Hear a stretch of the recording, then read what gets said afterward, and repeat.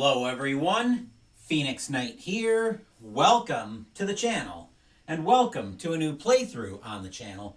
After our adventures in Undaunted 2200 Callisto last week, we're continuing on my War Room 10 game challenge list as we're stepping into a world where the Soviet Union never collapsed.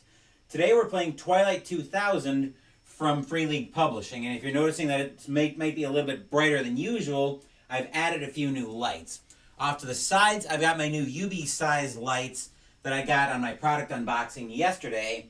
And I also got a new light that goes directly on the camera, which I'm using to try to give me a little bit better light on here as well. You might have seen the camera light directly on top last night if you were live or went back and watched the replay of my 1985 season ticket baseball game 1 of the World Series, where I debuted the backlight, but I didn't have the side lights set up yet.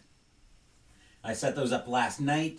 After the baseball game, did a little bit of testing with them, so now we're going to film the first stream.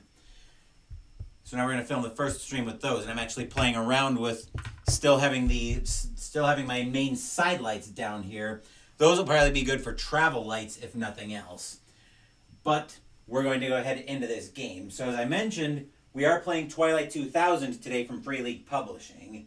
We'll meet our character here. I've got the character sheet right here. We were playing a civilian doctor by the name of Bones. He's an American doctor, definitely white collar, civilian. Does have a bit of a weary look in his eyes as well. And being a typical doctor, he lives by the Hippocratic Oath, can't hurt another soul and can't see anyone suffer. His big dream, which is a big thing in the Twilight 2000 world, is he naturally wants to get back home and start a new practice away from the war. But we've got a little bit of a story hook here. So the Twilight 2000 is primarily set in... The maps that are provided for travel purposes are for Poland or for Sweden. I figured it would be a little bit easier to get a civilian into Sweden. So that's the story hook I went with for this one. So Bones is currently... So the backstory that I've got set up here for our story hook is our doctor's in Stockholm for an international medical conference where top experts are gathered to discuss wartime trauma care and emergency response, which is very timely because it seems like things are starting to heat up again. It's being held at a major convention center in Stockholm, and it's bustling with professionals from around the world until the unthinkable happens. A keynote speaker takes the stage. A thunderous explosion shakes the building. Panic erupts as fire and debris rains down. The attack isn't isolated. We hear something about a larger bombing striking Stockholm Center Station, which cripples transportation and floods the streets with injured civilians. We don't know who's responsible because apparently communication is down, and we're starting to hear rumors floating into the conference of martial law and Sweden closing its borders, which would be very problematic for obvious reasons. So now we have we're wounded and trapped in this wreckage. We have an immediate choice. Flee into the chaotic streets in search of safety or stay behind to tend to the injured, despite not knowing who, if anyone, is coming to help. As the world collapses, survival is his only mission. So, I think we are all set, so let's jump in here. I think our first order of business, let me zoom in just a little bit. I've got a smaller map here. So I've got two maps on here. I've got the bigger map in shot, but I'm going to zoom in. I'm going to zoom in on our smaller map. So here's our counter representing Bones. This is where he was in the convention center. So our first order of business here, I'll bring the dice tower into shot. Our first order of business is to determine where he was hit in the carnage. So to do that, we've got a special die that we'll be using. I believe it's got at least 3 faces marked for the body. So 1, 2, 3 faces for the body. We've got a head wound, arm wound, and a leg wound. And I've also got some decks off shot representing the Oracle that we can use. So our first order of business is let's figure out where our doctor was hit. Before we start that, though, I do want to mention that I expect this to be a fairly short stream. I don't want to get into any kind of combat. What I want to do in this stream is flesh out the story, play around with the system a little bit, and all of that. I specifically don't want to get into any kind of combat. So let's figure out where our doctor was hit first. It's entirely possible this could turn into a very short stream. Alright, so he was hit in the body, which means now we'll ask the Oracle, because that'll determine how I want to do my first skill check. So we want to determine if he was hit anywhere vital. So the way we've got that is we've got an encounter deck that comes with Twilight 2000, at least the edition I got. You can see up here it's got encounters on here, like we've got a Marauder roadblock we could deal with, My Kill, My Meat, Final Rest, stuff like that. What we're interested in here, though, is in the suits of the decks of cards. It looks like it's a suit of playing cards. So what we're going to be interested in here is in the color of the suit as normal. So what we'll say here, so where we hit anywhere vital, we'll say, I'm getting ahead of myself on my writing. So black will be yes. Red is going to be no. So we'll give this a shuffle.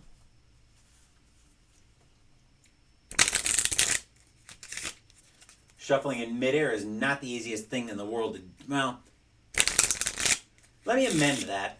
Bridge shuffling in midair is not the easiest thing in the world to do, but we'll give this a few shuffles just to get the deck nice and randomized, since it was stacked already. Like you'd see any new deck of cards being stacked. Definitely does feel like a deck of playing cards. So I've got no qualms bridge shuffling it like this. Plus, it's probably easy enough to get a hold of a new encounter deck like this. We'll give it one more shuffle.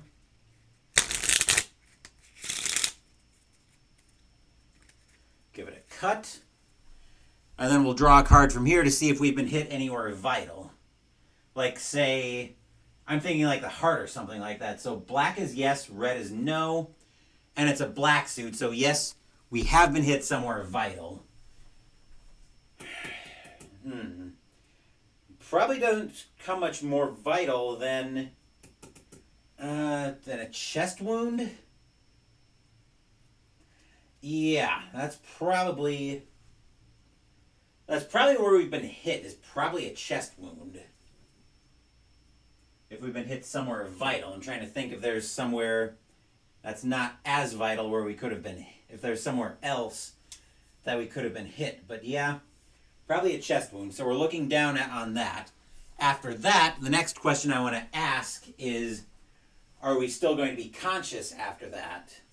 So chest, conscious. So let's go back to our encounter deck. Actually, we'll give that another quick shuffle. We'll shuffle the card back in. We'll do another round of shuffle.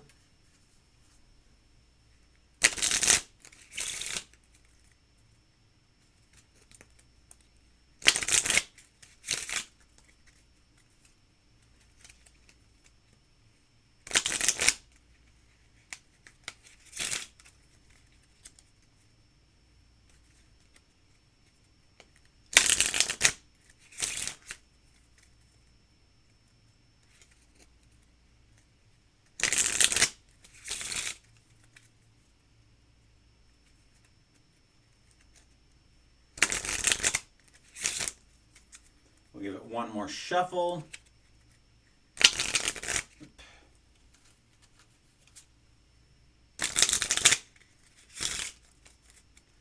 Is there any kind of health number on here? No. So we gave it a cut, and then we'll draw from the deck. So this is to determine if we're still conscious or not at this point. Black says yes, we are conscious. So we're very likely screaming our heads off at this point as we've been hit by something very catastrophic. So I think here we are going to actually make our first skill check. We're going to make a stamina check. There are several different skills on here. So the way we're going to make the skill check is we've got specialized dice. So stamina is under strength. So we'll go grab a D8 and a D6. And we want at least one of these. We want at least one of these to be a 6 on one of the base dice used. So we've got specialized D8s and D6s. You can see here on the D8, we've got our 6, 7, and 8 with targets. That's an easy way to tell us that that's what we need to roll to succeed on the check. Whereas on the D6, only the 6 is visible with that. So now we need to figure out, so we're still conscious. This is going to be a stamina check to see if we can hold on for help. Or maybe move around and try to patch ourselves up. Although I don't know how well we do patching up a chest wound. Maybe it's more likely that we hold on, and then we'll see if somebody else maybe survived in the conference and can patch us up. Or even just ask for help. Alright, ouch. So that's a 1, which means we're not... So we fail that check. Which means we'll end up passing out probably from shock of taking the chest wound. Pass out from shock is, I think, what the consequence will be there. Then, where do I want to go with this next? So we've already been hit. We discovered we were conscious. Stamina to see if we can hold out for help, but we fail. So we pass out from the shock. Then we'll roll... So we maybe roll another... So we definitely pass out, which means we can't do anything there. So the question now that we're going to put to the Oracle is, do we wake up?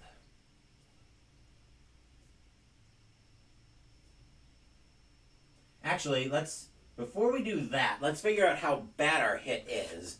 We can use the Oracle to do that as well. And in this case, we'll be interested in the suit in this case. So what I'm doing is, in the referee's manual for Twilight 2000, it does come with a section on solo rules, which I'm using, and the deck is primarily the Oracle here, although I've also got Mythic Game Master Emulator. So I think what we'll say here is, let's see, there's no separate further descriptors. That's not what I want. So I think here we will say, how do I want to set this up? So how bad? So how bad is our wound? Let's see, so we've got 2, 3, 4, 5, 6, 7, 8, 9, 10, Jack, Queen, King, Ace. 13 ranks. What do I want to do with that? Let's go 2 through 7. 2 through 7, actually, let's go 2 through 2 through 8. We could walk it off. Like, say a chest hit, but it hit on our left side. Or not the left side. Left side would be bad. 2 through 8, we'll say, so we do pass out, but we need to figure out how bad the hit is, so I determine where we want to go with this. So a 2 through 8 on the suit, let's say it's non-life threatening. Like we get very lucky, and I think we're more passing out from the shock of everything going on than necessarily damage to us. So 2 through 8 is non-life threatening. 9 to... Let's go 9 to Queen. Let's go 9 to queen is there was some damage. Some damage, probably not life-threatening.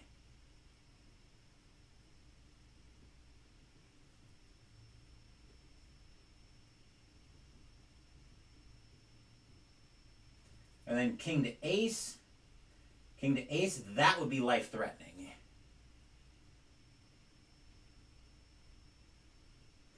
Like a building fell on us or something. So we'll give the deck a shuffle. We'll give it another shuffle.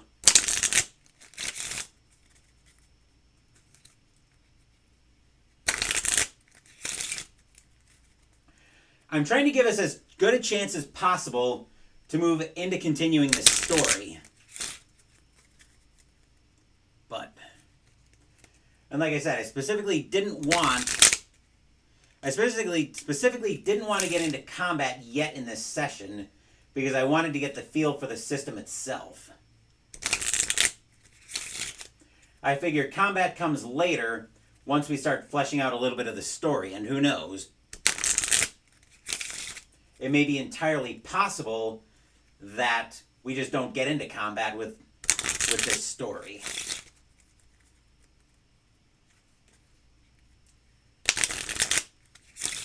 I am definitely interested in this Twilight 2000 system, though.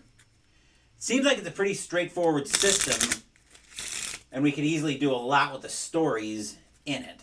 I do have all of the modules for Twilight 2000 so far. I've got the Hostile Waters, the Black Madonna, and Urban Operations, I think, is the other one.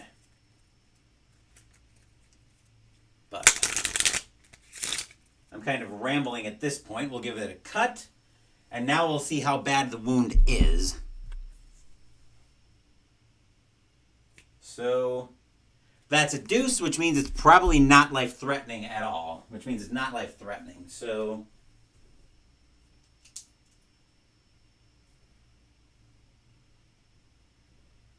we probably just ended up passing out from the shock. Maybe we had, say, maybe we just had like a building fall on us or something. Well, we had a piece of the building. We were able to jump away from it, though. And we maybe it just kind of knocked the wind out of us a little bit, but the shock of everything made us pass out. So just making some notes here. So 2 from deck, like what's the word I want? A board fell on us.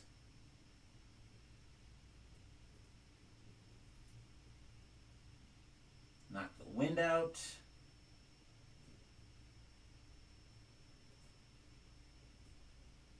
Passed out from the shock. Basically, we were able to avoid the worst of the blast is kind of where I'm going with that. Which means we'll definitely wake up. But let's figure out. I'm going to roll a do I want to roll a D6 for this, or a smaller die maybe to figure out how much time goes by after all of this? I'm thinking it's going to be like I want to move this to to maybe a few days later after everything's gone on. Actually, given that he is a doctor, let's move it to say 6 hours later. Still in the carnage. We'll see if he can make a stamina check this time to wake up and maybe help some other people out. So this is 6 hours after the initial attack. He's still kind of out of it, so we're going to roll another stamina check to see if he wakes up. Otherwise, we'll probably move this along to the next day.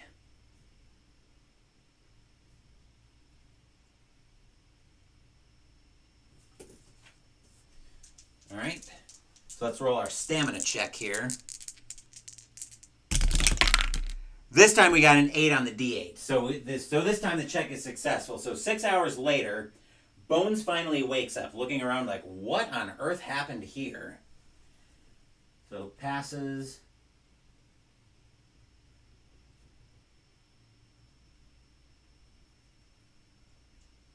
Passes and wakes up. Okay. So he does wake up in the midst of this carnage. Looks around. Next question that I want to put to the Oracle is there anybody alive after this attack?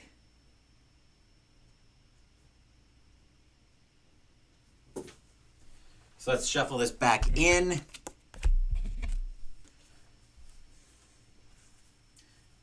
We'll shuffle everything up.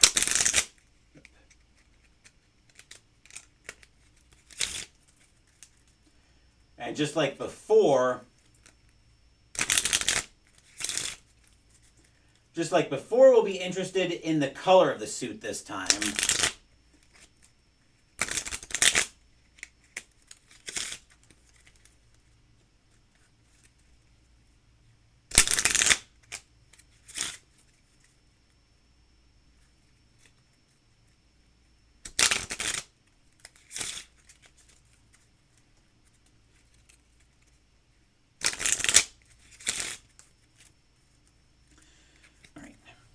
So once again, we want to know if anyone else was alive after the attack.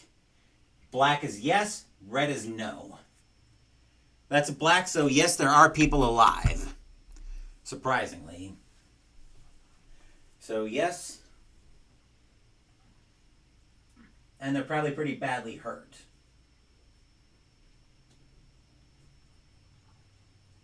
So we're going to make a few first aid checks to see if... We're going to make a few first aid checks here to see if anybody wakes up. And then if we're able to get anybody up, I'll have to generate NPCs for an eventual later session of this. First aid checks. So we'll go, let's say there are 5 first aid checks that we'll be making.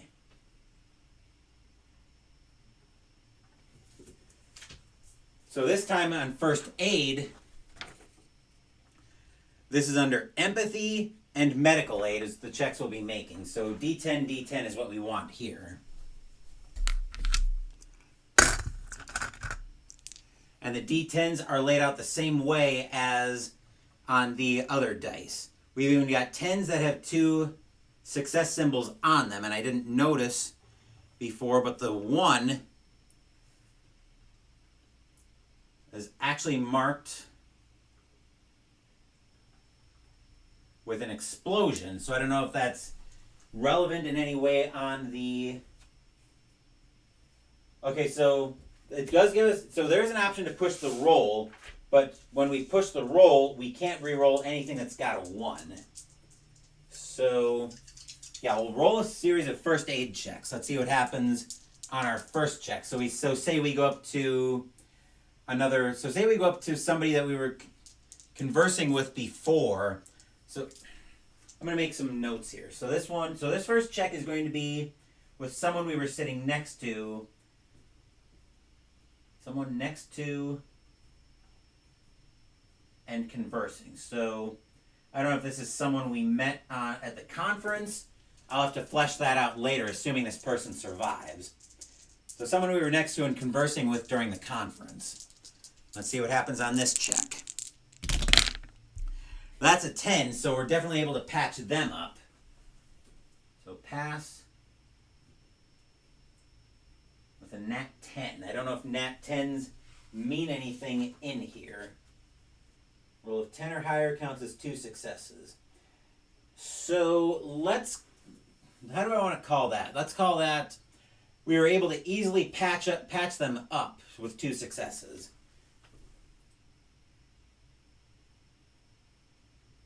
Okay, then we'll roll our next check. This one will be maybe one of their friends. So it looks like we'll be fleshing at least one NPC out for a later session.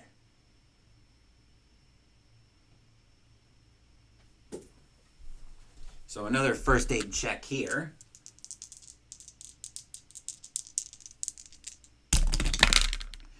Okay, another one we're able to patch up with 2 successes. So 2 7s. Let's see, person 3. Is person 3 going to be related to the rest of that group? Black is yes, they're related. So, well, we'll find out more about that. So, related somehow to P1 and P2. I don't know how yet, but I'll figure that out when I go to flesh more characters out to eventually get this back to the channel. Another one we're able to patch up. So it looks like we're probably putting a little group together here.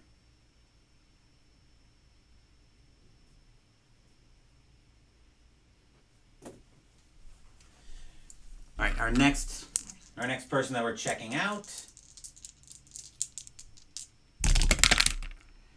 Okay, that's a 1 and a 7. So do I want to try to push the roll?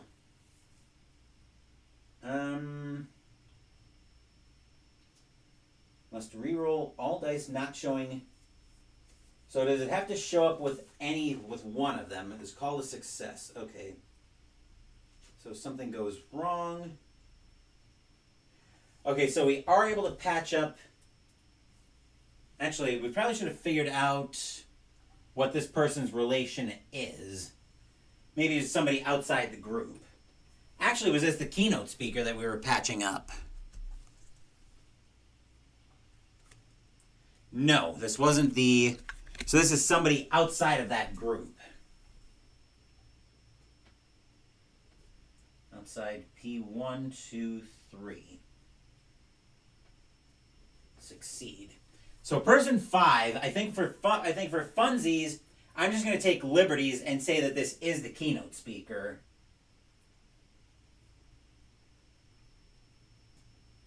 So everyone else is probably dead in the attack. So let's see if we can patch up the keynote speaker as well. That one's cocked, so we'll re-roll that. That's a 10, so we are able to patch up the keynote speaker.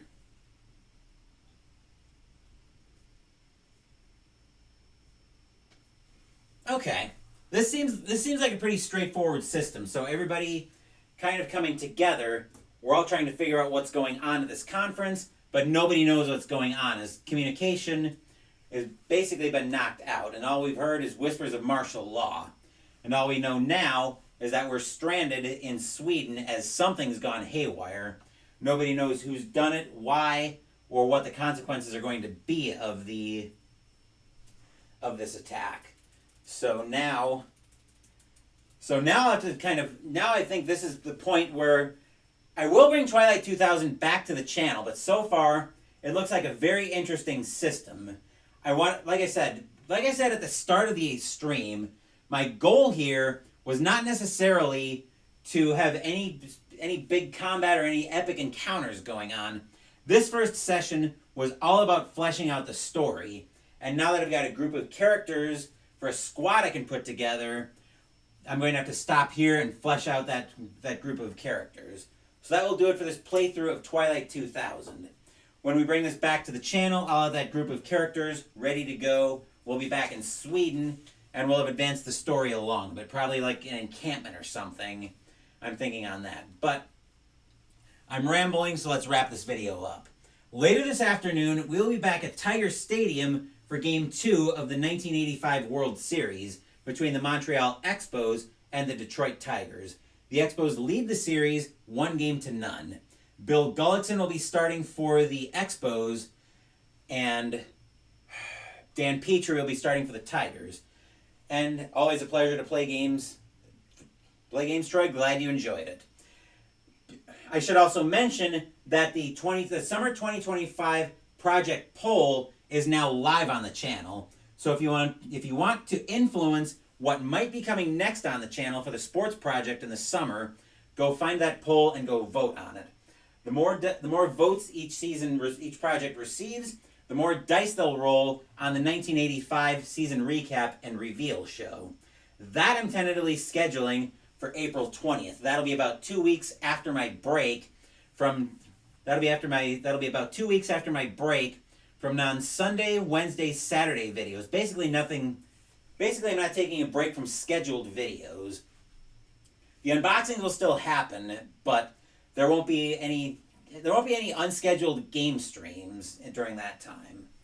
Where was I? Oh, yes. Monday, we're having Pinot with Phoenix for March 2025. So hopefully you guys will stop by and see what happened as I recap the month. Speaking of the month, we'll be starting a new month with content on Wednesday as we play game number 7 on my War Room list. We'll be playing 5 Parsecs from Home from Modiphius Entertainment. Saturday next week, we'll be in a new Cookbook and Mystical Munchies, but I'll have more on that during Pinot with Phoenix on Monday. Next week, we'll be starting the spring campaign in Arkham Horror, the card game, with the first scenario, Ice and Death. We'll be doing Edge of the Earth. I'm spoiling that slightly, but I'll talk more about that during Pinot with Phoenix. And we'll also have a small stream on Tuesday to meet the investigators taking on said winter campaign, or said spring campaign. Thank you for watching the video. Please give the video a thumbs up and subscribe to the channel. Be sure to turn on notifications so you get my content. Be well, stay safe, take care of yourselves and your loved ones, and I'll be back with more videos in the future. Until then, take care, everyone.